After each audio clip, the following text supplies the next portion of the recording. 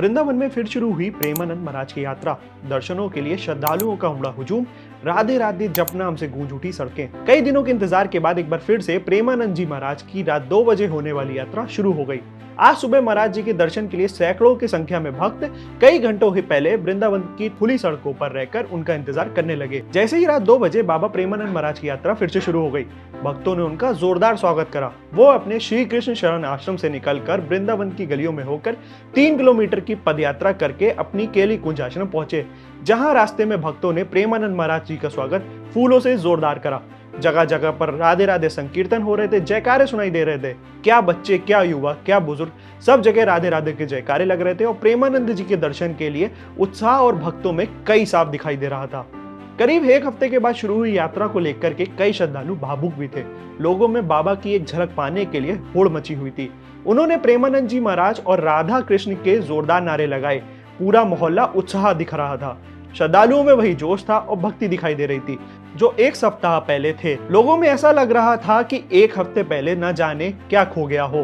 बताते चले कि प्रेमानंद जी महाराज रात 2 बजे अपनी यात्रा निकालते थे। ये यात्रा श्री राधा केली कुंज आश्रम तक पद यात्रा करते थे। पद यात्रा के समय उत्साहहीन भक्त कई तरह के बाजे, आतिशबाजी और लाउड स्पीकर बजाते थे। ऐसे में यहाँ रहने वाले लोगों ने रात में होने वाले शोरगुल का विरोध जताया। इसमें एनआरआई ग्रीन सोसाइटी के लोग खास तौर से शामिल थे।